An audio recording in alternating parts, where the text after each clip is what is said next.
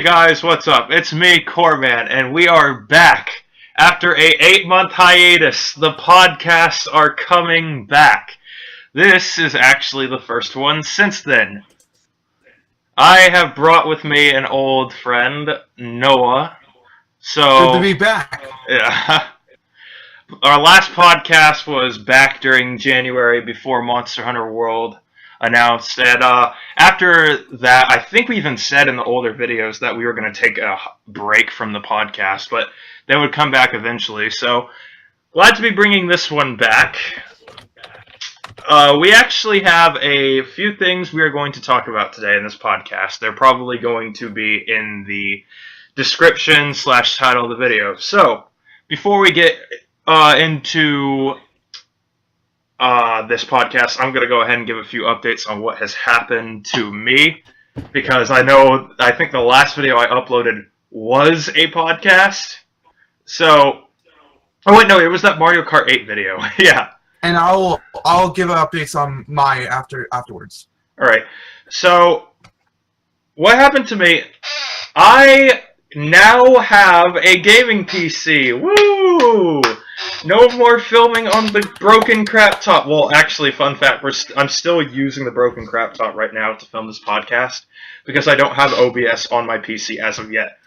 I will, however, this PC is strong enough to record games and me to play the game at the same time without lowering the bitrate. So maybe I'll be able to record, but we'll have to see until then. I don't know if I'm even going to do gameplay videos anymore. It may just be podcasts only and opinion videos. So, without further ado, we can hop into our video topics of the day. So, as we all know, E3 is rolling around quickly.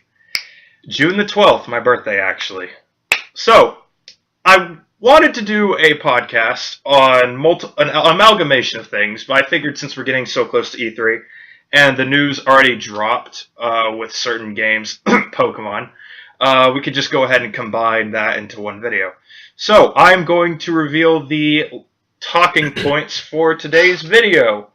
The topic is E3 and reaction to Pokemon Quest plus Pokemon Let's Go Pikachu Edition and Pokemon Let's Go Eevee Edition. Our talking points are who wins E3 this year, what does Nintendo need to do to win E3, what can Nintendo not afford to do this E3, reaction to Pokemon Quest plus the Let's Go versions, and the wrap-up and anything else we missed while we were going on this video. So, before we start, I am going to go turn the fan on because it's actually getting quite hot in here again. I can't believe it. I literally turned the fan off within 5 seconds and I'm already burning up. So Noah, why don't you tell everyone your side of the story, and I'll go fix that real quick. All right. Since the last video, a lot has happened. Well, of course, Corman, he got his game, but I was sort of there half of the time. I'll be honest, I did leave him for a while, but I was there for a good portion of it, but I also wasn't there for a portion. First, I sort of just was here. There's not much I have done other than, like, say, play a few games, stuff like. I haven't really done anything too special, but, like, other than discuss my opinions with of the various things that were going on over the course of the several-month period. It's been a while. Just a lot of things happened since then. Yeah, I was still high school, now I'm not. Yeah. So yeah, just to talk about a previous podcast, the leak about in Monster Hunter World still is. You mean it's still plausible? Hello? Oh, great! This is a great start. I think what New Lustre was just announced. It's basically a self-fulfilling prophecy at this. So, but that's all I'm more talking about then. Yeah, Anyways, we can get more on Monster Hunter later in the end of the video because I'm pretty sure people are wondering about our reactions to how well Monster Hunter rolled. So we'll get that into the wrap up. We need to focus on the E3. So are we ready to head into the first talking point, Noah? sure, why not? All right. Talking point number 1. Who wins E3 this year? The official lineup was just confirmed. It's going to be Sony versus Nintendo versus Microsoft versus Bethesda. So I'm going to say that I'm going to just say a safe bet that Xbox and Bethesda have less of a chance, but who knows? Xbox or Bethesda could wow us. But again, I think that Sony and Nintendo are the real contenders for the, I guess, the winning of it. I always find the winning of E3 a little bit weird. It's more or less like overall over the course of after E3, which in terms of which games are well received, which company will do better because of their presentation. And it's not really that they won E3; it's rather they won in favor of the market. But still, yeah, I still think that personally, I think Bethesda and Microsoft have less of a chance, but you never know because they may be more secretive than the other two. I'm going to drop my 2 cents here. Wait. And what they want. Oh, okay. I'm going to drop my 2 cents here. The thing for me is I believe that last year, if we're talking about who won E3 in terms of last year, it was obviously Nintendo. If you look at all the IPs Sony showed, they pretty much got one-upped by every single IP that they rival Nintendo with. Crash Bandicoot: The Insane Trilogy got beat out by Splatoon 2. There was another game they released. Oh! What's that other game? Horizon Zero Dawn. That got beat out by Legend of Zelda Breath of the Wild. It was just really fun. I heard it was a good game, but I know for sure that it was not as good as if you look at the statistics, Breath of the Wild, which I guess but I have. It's just I have played it from a friend's PlayStation. Monster World. Unfortunately. All right, I'm going to. It is a fun game. Noah. It can't be compared. No, I need to tell you something. Can you? But yeah, Horizon Zero Dawn. Hang on 1 second, guys. I think Noah's glitching out. 2. It was kind of sad. Noah, have you checked your bandwidth, my friend? But if we're going today, it's something that we don't really have to counter, or we do have one thing that can counter it. Sony probably is going to drop something about Kingdom Hearts. More than likely, we're going to get some sort of release date, if not a solid release window, as well as more information that could really turn the tide in either their favor or our favor, if it's that. But like, so far as what we've known about Kingdom Hearts 3, again, it looks like a Kingdom Hearts, which is a good solid way of doing it. But if, for example, we have Metroid, that would probably be the counter.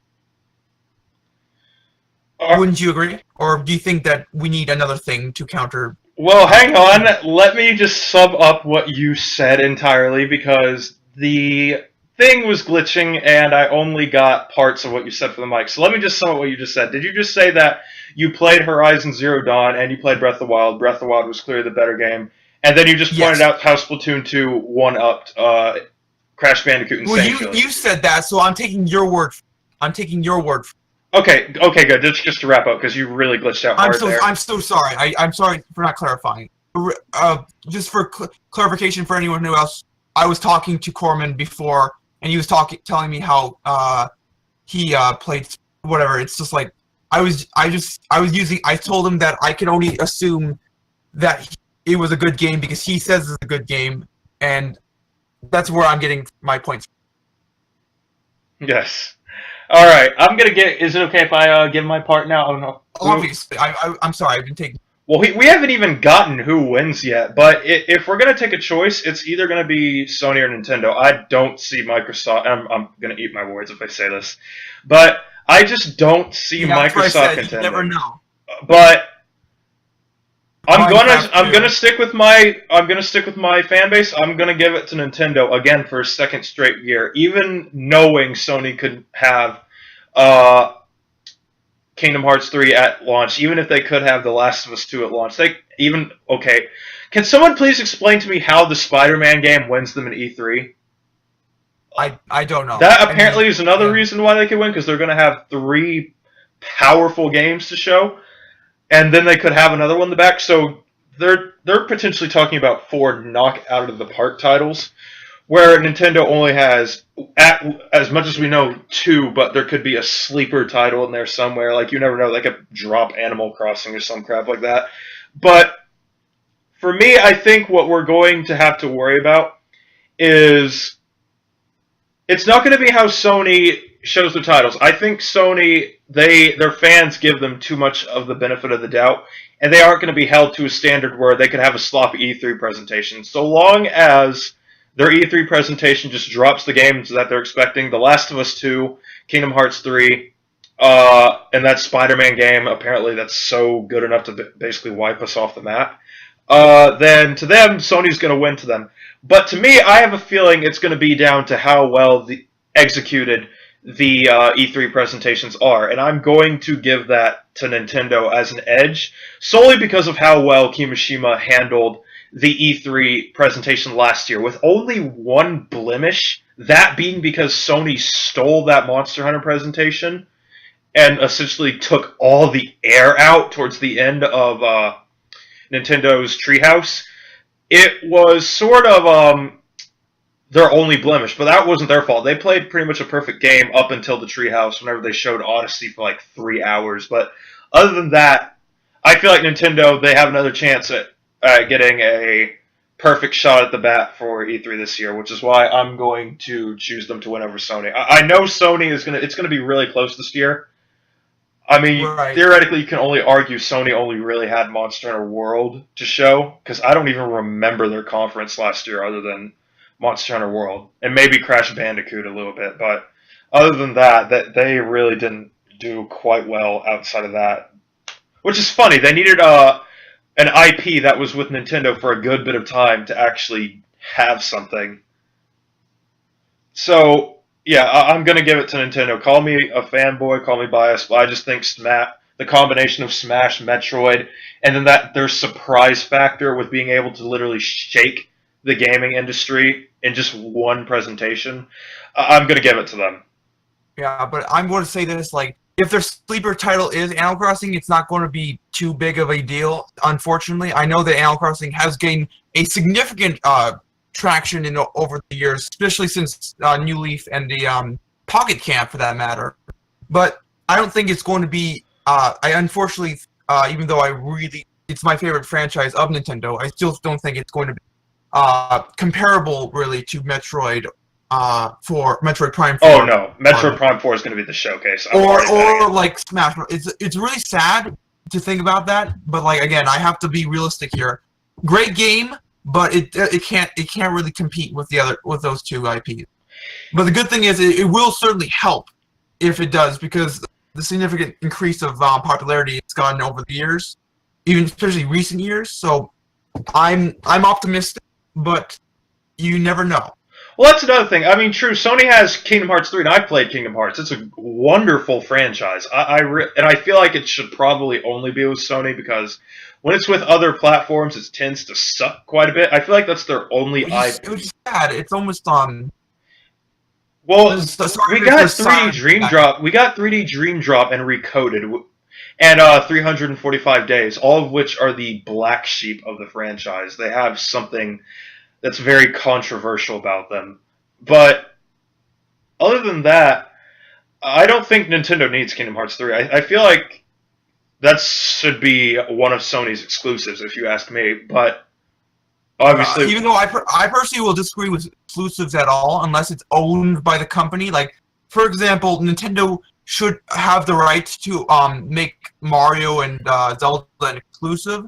But like, for example, if Sony was to buy out the exclusivity deal, which they do a lot, like with anyone really, if they don't actually buy the IP or buy the company out, that's I just think is a no-no, because third parties should have the ability to develop for whoever they want. Especially, they should be able to develop for PC, because PC can be enjoyed. You can play games from the 90s on a modern PC without. You might need like a single like file in order to make it run on the modern operating system, but there's no competition that you can pretty much play any generation of game that was made on the PC on any PC. I mean, at least on a modern PC.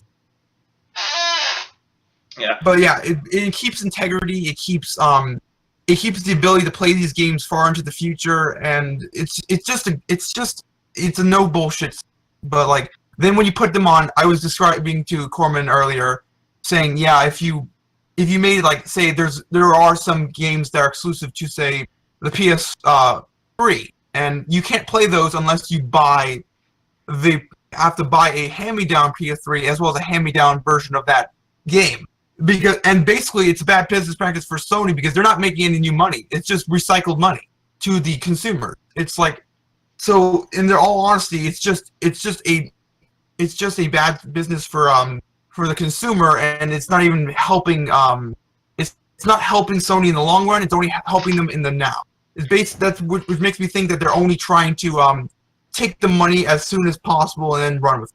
Well, we're not really talking about their business practices. We're really just talking about why Kingdom Hearts. No, I'm just saying that's why exclusives are really bad. And like, sorry, I got it a little into the business side of it, but like, yeah. Still, if they're smart business people, they would at least have whatever. They would at least have it so that they can make money after they discontinue a console or a game. You know, whatever. That's my opinion. And I'm not gonna stick to their level. I'm not gonna knock their IPs for anything. Like I see the numbers for Last of Us 2. I see the numbers for Kingdom Hearts. I'm not denying that those games are numbers for God of War 4. Yeah, those are really good numbers too, and that's a Sony exclusive too, right? What are we talking about? Like 15 plus million units? It is, but I think that game. I think that I don't know what the history of God of War was, but I know it was on several Sony systems. I think it may have been a Sony exclusive, but I think it is also a third party, which means that I believe that it should be, as I stated, since it's a third party, it should be on multiple consoles. But I can't really control anything. I'm just a dude on the internet who's ranting. Well, Here's the thing for me. I think we need to really stay on topic. No, you just keep going off on the tangents. Let's get back. Okay. Well, I see the numbers they have. Oh wait, no, they revealed God of War at E3 last year, so they had something other than Monster Hunter World. But the problem is that they had God of War. They had God of War, which is their exclusive, and Monster Hunter World is gonna. Well, we think it's gonna be on PC. And then it was on the Xbox. So they had something at E3. The problem is they're going to have more guns this year. So it's not going to be solely in favor of Nintendo. But this, I think Smash, Metroid, and there's another thing. They just announced that they're going to have another trailer and gameplay of the new Pokemon game at E3 this year. So that's 3 iconic titles. 3 of the top 5 iconic titles, if you ask me, over Last of Us, which was a game that came out in 2013 or 2014,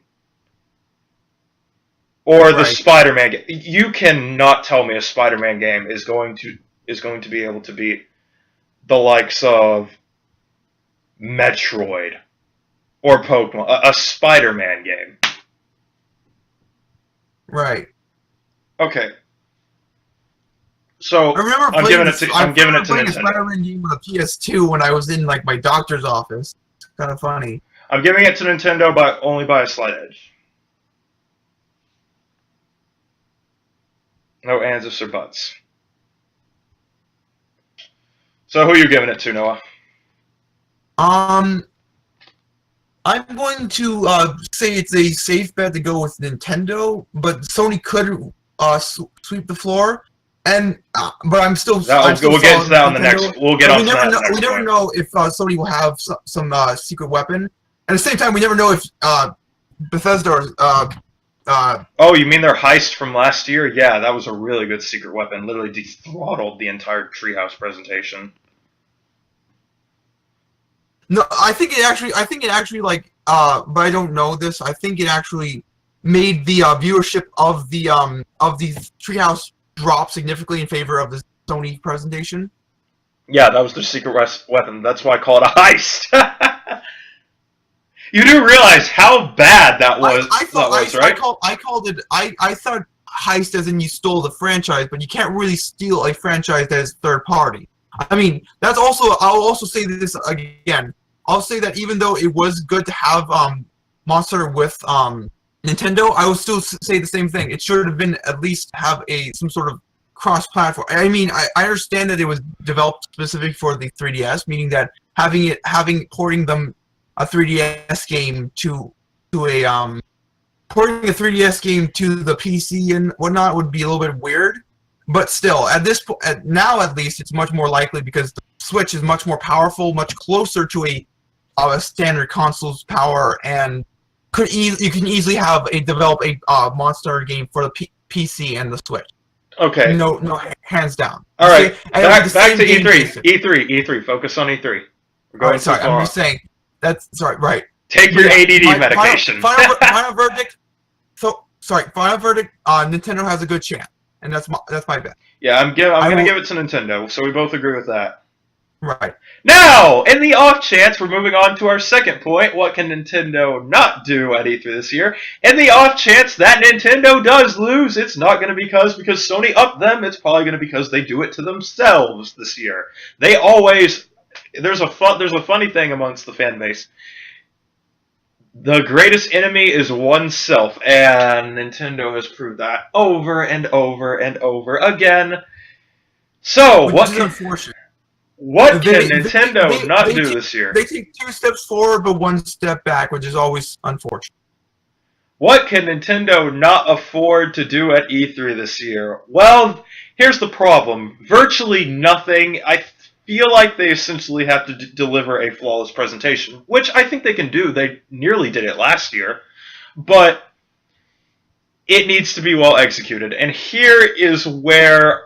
I've already told Noah the synopsis, but I'm going to give the full synopsis. So everyone knows that while in the months where the podcast stopped, Kimishima stepped down as a Nintendo executive.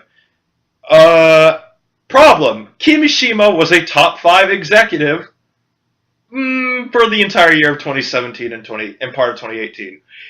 I don't care what you argue, even if you are for this new president. Anytime you lose a top 5 CEO... you're going to lose stock. You're going to make mistakes. Things are going to happen that can spiral out of control a bit. There can be a... You know how, let's say we're living in the United States. There's something called a peaceful transition of powers. Yes, I know that. That doesn't really work. That's literally every time a president changes positions with the old president. Here's the problem. It can either work like that, or it can go really bad fast. Unfortunately, Kimishima, I was hoping... I kind of had a feeling he was going to step down, because he even said he was. But it kind of happened at a bad time, and even more of a bad time right before E3. I mean, he is the new... I don't even know the new president's name. That's kind of bad. But... but we'll learn in good due time. It's only been like a 2 months, I think. It's gonna. So want Kimishima's. If you saw how Kimishima played that E3 last year, the only flaw was because he couldn't control it. So, I honestly, I feel like if he's the mentor, then Kimishima will be able to give him a good game plan to follow. The problem is that the executive doesn't have to follow the game plan. The executive can do whatever the crap he wants. He doesn't have to listen to Kimishima. Right. So that's going to be one thing they can't do. You cannot have poorly executed showing of your titles, and I'll get to that in a minute. But Noah, I'm curious. What do you think they can't do before I get into? I don't know. I mean, certainly they can't. They certainly can't not show off Metro. Like they need to show Metro or something similar because if they are holding a huge secret weapon, I think the only thing they can show is Metroid. But unless they're showing something much bigger, much more ambitious, or then they need to show Metroid.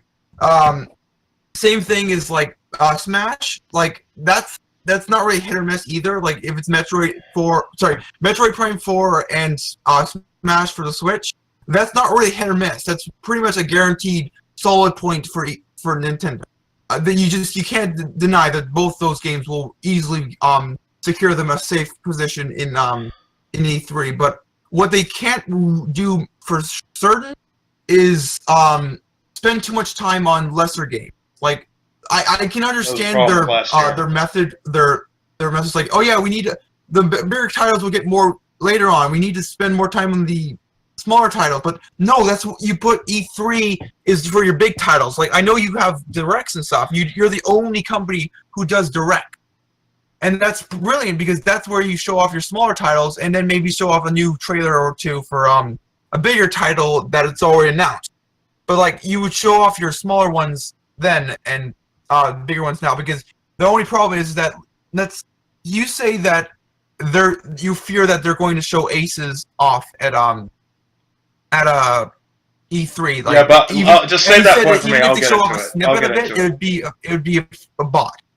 And I was thinking, I don't think they're going to show Aces because remember they not only had 2 trailers for it, but they also had a demo that you could have downloaded for it. No, that's so my point. Save my point. You're more? stealing my point. Yeah, why would you why would you show off even more of the game that's pretty much already had people had hands-on it? Basically. Because they showed 3. Look, I'm gonna get into this. Just finish your point, and I'll get into what they can and can't do. So what my point is that they already shown so much of it. But with the fact that they had a demo also is the real tiebreaker, because why would they have to show any more if the players had free access to view it as much as they want, to have a hands-on experience? That would be I can't imagine they would have to be far more ignorant than they've ever been to do something. I'm being perfectly honest. Like they've shot themselves in the foot several times in the past. But this wouldn't be a shot to the foot. This would be a shot to the chest, and hoping that the blood poisoning doesn't kill you. All right, are you done with that? Yeah, I'm done. All right. Yeah, my synopsis is going to be a little bit more in depth than that because, to me, like I said, it needs to be flawless. So there's going to be a lot of things that they can't do. Starting with the one you just mentioned. I don't think it needs to be flawless either. But that's it depends. My opinion. If Sony screws up terribly, yeah, they don't have to afford to be flawless anymore. But I don't think Sony's going to be playing. At the same time, I think Sony just doesn't. Sony has to be flawless in order for Nintendo to need to be flawless, and I don't think Sony is going to be flawless. So I think we're going to be a safe bet. Well, I'm going to go ahead and get into what they can't do. Like you just said, okay, let's flash back to, I think we even did a podcast after the mini direct. Let's flash back to the mini direct. Probably one of the worst decisions that happened so far in 2018. You show the greatest thing, your highlight game was Mario Aces. That was it. You didn't have a highlight. You didn't have a highlight for. Not many people know this, Noah, but a lot of people have forgot that the Dark Souls remaster is coming for the Switch, and Okami HD is coming for the Switch. Now nobody knows about that because you showed Mario freaking Aces as your highlight title for the Direct Mini. First of all, okay, as well as there was the highlight title for the normal Direct that came a few. Oh my God, yeah, that was even that. Well, you see, the problem was they made up with that, and here's what's funny. They basically hyped up Mario Aces more in the Direct Mini. You showed Mario Aces and put us in a drought for essentially 3 months. We didn't have a good game in February. I mean, I guess the thing you could point out was Payday 2, but even then, Payday 2 flopped on the Switch because it wasn't even a finished game, looking back at it now.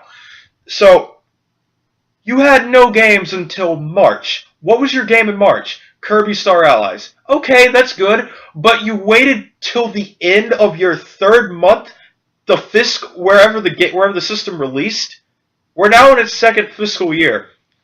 And that's your game plan, to hype up aces.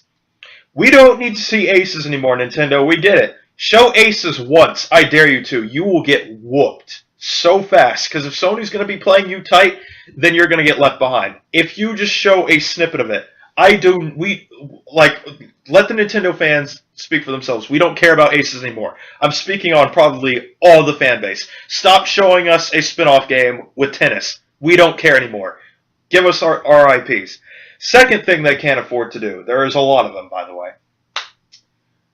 Noah and I will sort of disagree about this. Do not spend 3 hours on one game, even if it's Smash. Oh no, I told you that I agree with that too. But I'm just saying, what would you rather have? If they're spending time on Metroid, for example, or Smash, then again, they should have a good solid. Heck, chunk 2 hours is their, okay, just not 3. Well, that's also kind of weird.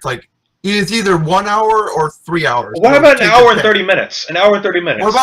What about an hour for Smash? An hour for Metroid, and the last hour is for everything else. Unless they have another big title, let's say Animal Crossing, then they'll probably have more time for that than whatever. Here's the okay, and another. I need to get back to the point, but yeah, it's okay to have an hour and 30 minutes dedicated to Smash. That's a good time. What I better not see is an hour dedicated to freaking Box Boy. What the heck was that last year? That was probably one of the most abysmal play callings I've seen from Nintendo. I feel like that was the only blemish that was caused by themselves. 45 minutes for Box Boy?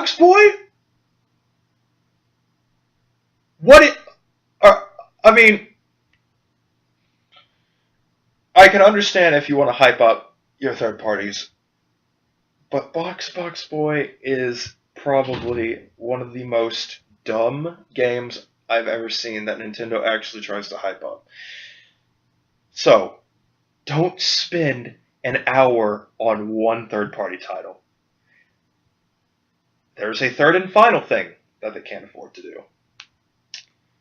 Space your IPs properly.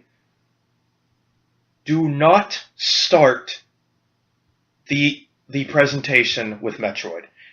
You're going to fizzle out quickly because Sony's probably going to be spacing their IPs according to counter you. I feel like Sony's going to play this game. They're probably going to do. Do they go before Nintendo or after Nintendo? What do you mean? Does Sony, are they during each other or are they before and after? Before and after. Basically, Sony goes first. Okay.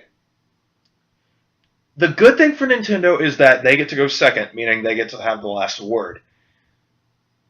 Sony is probably going to make it to where they will space their IPs accordingly. That would be dumb for them to drop. Let's say it starts off and the first thing they show is Kingdom Hearts 3. And then the next thing you show is The Last of Us 2. Okay, congratulations. You pretty much killed your momentum.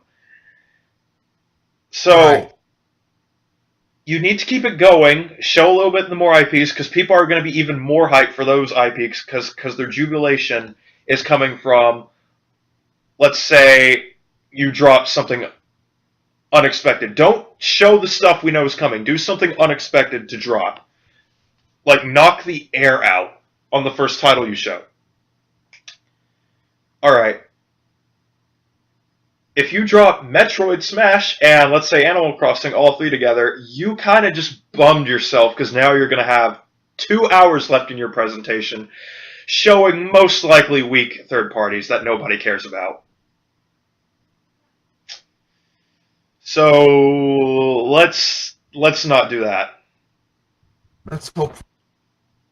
That's honestly that's all what I see them doing. Just execute your IPs properly. Don't spend too much time on one game, and don't drop all of your bombs at the start. Which I feel like we can all agree on that one. Right. Also, don't let Sony one-up you like they did last year with Monster Hunter World. That was terrible. Yeah, because last year, was it? So last year, basically, Nintendo went first, and then Sony had second, but like they went on the same day. Like basically, Sony's first. It was actually the same time. They were going at the same time with each other. Right. Which is why I'm gonna give that slight advantage to Nintendo, because I feel like if there is a mental blow, or that was with Monster Hunter last year, I feel like Nintendo will probably be able to prep for that more. Right. Like if a heist happens, like heist them right back. Eye for an eye, I guess. Now, on to the third talking point. We are at 35 minutes in this podcast. Let's head on to the next one. And the third point is I just closed my points sheet. Rip. Oh, actually, we did what we did. I think we did them in the wrong order. We did point number 3. Well, it doesn't matter. It really doesn't matter. Let's just do the second one. What does Nintendo need to do to win E3? I think we always talked about that. Did we? I'm pretty sure we did. I think we sort of conflated it with the first point, so yeah. I think we're good with that. Yeah, just show your IP. Show the IPs. Show your IPs in a good order, like space them out correctly with smaller titles in between of each big announcement, and then, like in my opinion, when you do the Smash tournament, drop a awesome trailer at the end of the Smash tournament as like a reward. Yeah, like show like a character or some crap. Like show like a new character at the very end. Like basically, I think that they're going to show a trailer for Smash before the tournament, and it's going to show off one character that's going to be playable. You're going to have, I'm pretty sure you're going to have like the standard array. Like you're going to have Mario, Link. You're going to have the new Link, which hopefully is a redesign rather than just. It's going to be a redesign. Did you see the trailer? Mario, Link. You're going to have. What? Did you see the link in that that teaser? Yeah, I did, but like, how do you know if he's not going to have the same moves as his whatever? That's another point we'll talk about later. But the point is, they're going to have a standard array of like classic Smash characters. You're going to have Mario, Link, Pikachu as like playable characters, and then you're going to have the new announced character, which I'm going to say might be Springman or might be a third party, and it's going definitely going to be. If it's the Hunter. The Inklings, and then the very end is going to announce another character, but it's not going to be playable because again they're going to only have the Inkling and the new character at the beginning as playable ones, and because if it's like Springman or like Monster Hunter, if we're blessed so much, this is their best chance to get in. Because Inkling is a gunner, and both Springman and potentially Monster Hunter are more of a melee focused kind of build. So I would think those would be two good things, and then the second one would be the last one at the end would be a more bigger one. So I think like Springman is a safe bet, but then like Monster Hunter for announced at the very end of Smash Tournament, that'd be crazy. That would probably you would have. I think Nintendo would probably just win right there. I don't see how you would beat that. The only problem is that I don't know. The only problem is if it has too much influence with World, which I don't know. I think they would personally stick more to older Monster games on the Nintendo systems. But like I want to save a safe bet since Marvel vs. Capcom Infinite had Monster Hunter, even though I also that was a bad representation. But again, remember the rep was a female hunter with Rathalos armor, which I'm going to say is a safe bet for what the hunter will look like. It's going to be Rathalos armor, and potentially it's potentially going to have it could just be Rathalos himself. Rathalos armor, a male and female in Rathalos armor, and then the female will have an alternate costume for Corinne armor, and the male will have an alternate costume with what would you say would be Well, this is kind of going off topic, so whatever. Sorry, I'm fanboying. I'm sorry, but yeah, basically that's what we need to do. We need to have good spacing, and you have to end with a solid note with the Smash Tournament, because I know the Smash Tournament is the second day, and it's probably going to be at the end. So that's my. The Splatoon 2 tournament is day 1. Smash Tournament. Let's go Team USA. Well, it's Team NA now. We've had the freaking Canadians join us. No, I said the Smash Tournament, which is happening the second day of Nintendo's E3 thing. So I'm thinking that they're going to announce a final Smash trailer at the end of the tournament as like a reward for people who tuned in. All right. Well, I think that's enough talk about E3. We can move on to a brand new. Let's talk about the next point. Which is actually going to be pretty interesting. I wanted to make a separate video whenever I saw this because I was actually infuriated when I saw it, but now I'm like, eh. And that was our reactions to Pokemon Quest and Pokemon Let's Go Pikachu Eevee. You know the gist. So, well, first of all, I was actually incredibly scared when I saw Pokemon Quest. I'll let you go first because mine's going to be sensational. All right, whatever.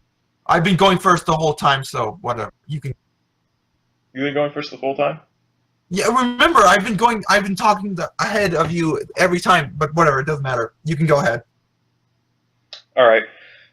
So, then they have this direct, and Verlisify is streaming it. So, I joined the stream. Well, at least I think he was doing it through YouTube Live. If I correct me if I'm wrong, but he was streaming it, and he's like, "Let's go, guys! They're gonna drop the new Pokemon information right here." So naturally, I'm a bit nervous. Sun and Moon and Ultra Sun and Moon are probably some of the worst games the franchise had, and we didn't really have a trend going in the right direction. Obviously, we had the Let's Go Pikachu and Let's Go Eevee leaks that didn't look really promising, basically combining the phone app with a main series game. Anytime you have that, you have a recipe for disaster. Oh, but how wrong I was whenever they dropped Quest. So they reveal Quest, and the first thing I immediately notice is that Verlisify is not losing his mind. Verlisify, I'll admit, I love the dude, but he has a bit of Pokemon bias. He's a Pokemon shill. That's a confirmed trait of him. Well, I mean, he loves Pokemon. He's willing to defend Pokemon. He's willing to defend... Okay, he loves the franchise, just like we love Monster Hunter, okay? But he... Sort of, I saw it happening. He was starting to get a little bit of a surrender cobra. He put it down a little bit, but I could start to see it forming. Verlis, I saw you do it. Essentially saying, is this the new Pokemon game? And immediately from that point, I shut the stream down, and I felt sick to my stomach. A part of me wanted to throw up. And Noah and I were in, I actually left the stream, and I got in a call with Noah, and I'm essentially flabbergasted. I can't believe what I just witnessed. After, I want to say 3 years of mediocrity, no, maybe even 4, after that, we have to deal with this. A mobile game that looks like a combination of Pokemon, Minecraft, and Mario Party. Mario Party Pokemon. That's what you're giving us, Game Freak. I was getting ready to drill into Game Freak. But at least it made Pixelmon a canon thing now. Oh my, yeah. This is why Pixelmon got canceled, guys. This freaking game right here. Pixelmon. I'm sorry. Keep so going. I see it. I'm incredibly pissed, and I should have. I basically. I feel bad for Iwata because I essentially start saying, you guys can't do anything without Iwata, essentially. You've had 3 or 4 bad games now. Since he died, you don't have any leadership skills, apparently. Might as well just go ahead and give the IP to Nintendo because you guys can't do anything with this IP. 3 bad Pokemon games, all back to back. And here we go. It's going to be a 4th one now because we're going to have Quest. And Quest already looks bad. We're talking mobile quality of bad, like Candy Crush levels of bad. But hold on a second. I'm quoting my government teacher. But now hold on a second. They weren't done. They dropped something else. Pokemon Let's Go and the Pokemon Let's Go Pikachu and Let's Go Eevee. And when I saw it... Can I say something before you say anything? Yeah, go ahead. I think it was the most ironic moment of my life, but I don't know why I was so relieved for my worst fear to come to fruition. Isn't that just so weird? How I was so adamant about saying that it was impossible to do anything with the Pokemon Go system. Which is why I tell you not to be so optimistic, because this crap can happen.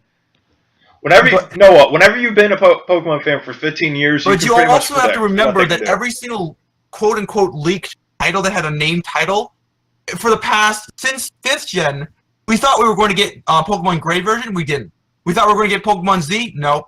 We thought we were going to get 4th gen remakes, now we got Ultra Sun, Ultra. We thought we were going to get Stars, still the biggest choke of all time. How do you not, you have, I'm just going to go off tangent here. This was the first time that a named leak actually was real. Sun and Moon would disagree with you. Basically in the past 7 years, this was the first leak, that named leak, that was real. Because, remember, Pokemon Z was a leak. Pokemon Gray was a leak. And these were all, like, the Pokemon community were adamant about this being real. Pokemon Stars, this is the one I remember. Pokemon Stars was going to be basically Ultra Sun, Ultra Moon. It was going to be awesome. But it didn't. Because it didn't happen. They're honestly trying to remove themselves having the ultimate version, which I think is silly. And just have the normal 2 things, which I think is stupid because, again, that means you have to have, it's anti-consumer to have the ability to, you're forced to buy 2 versions just to experience the full game. But okay. So when I saw that, I actually thought it was just going to keep getting worse.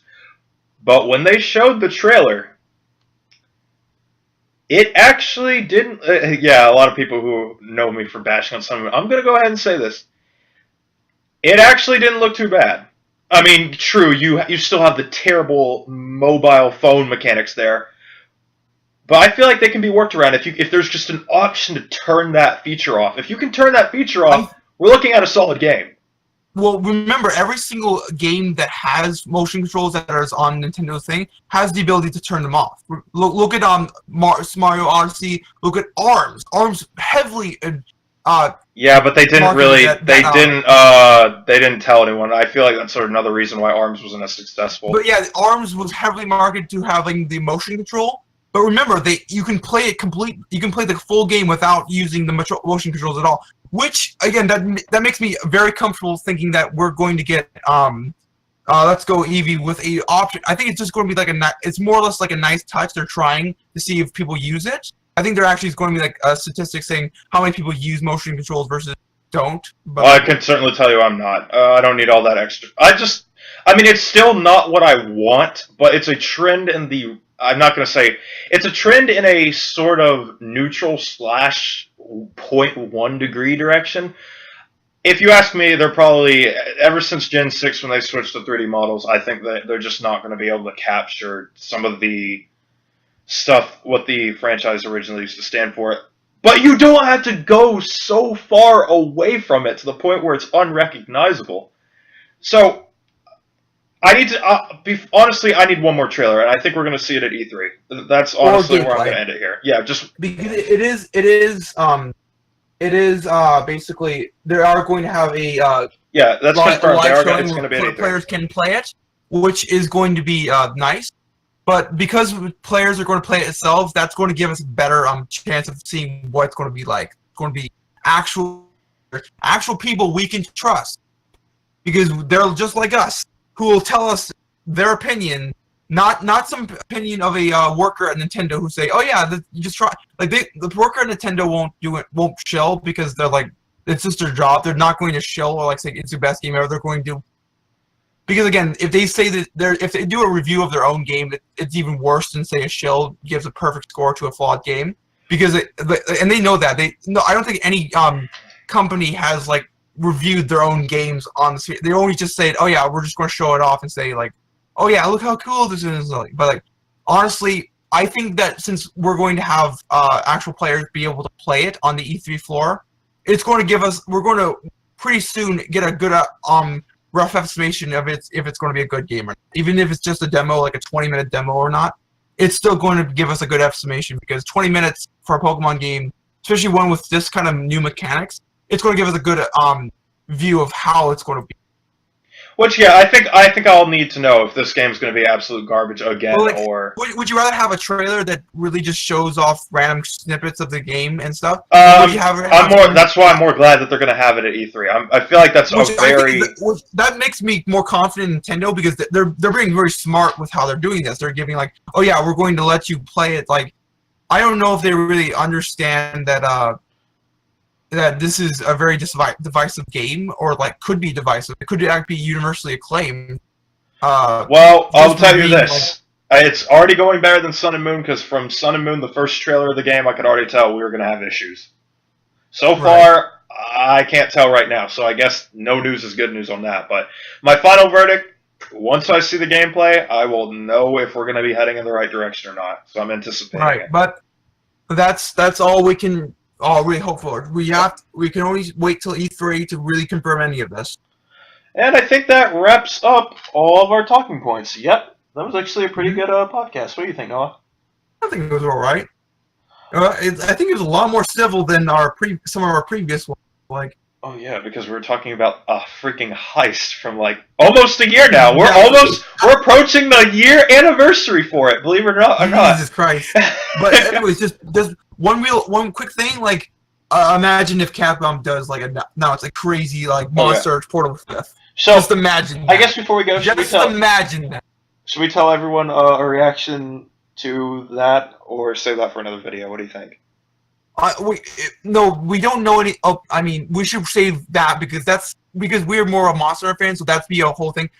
Just what we're talking about, if you're not wondering, we're talking about Generations Ultimate being announced, but that's a lot. That's a lot to talk about. We're always crunching on time. But what I was talking about in E3, like, imagine like we always have Generation Ultimate, but like imagine if they dropped like a new Monster Portal 5th. It's just, that would be. Ooh, that's let me tell you, I wouldn't care. They would win the E3 if they did that. Yeah, we can't really say anything else other than if they did, Sony. No, sorry, not Sony.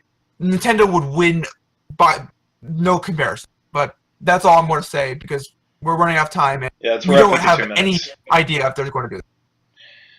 Yeah, but yeah, that's pretty much it for now. I don't think we're going to do another podcast after E3. I'm going to try and upload. I may even upload this one the day before, but I'm not so sure. That's like 5 days.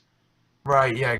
So yeah, podcast after E3 about our actual reaction to E3. Or maybe we can record our reactions to it. Yeah, and potentially before the release of Generations Ultimate, we'll maybe have our reactions to that. So basically, we have 2 podcasts planned.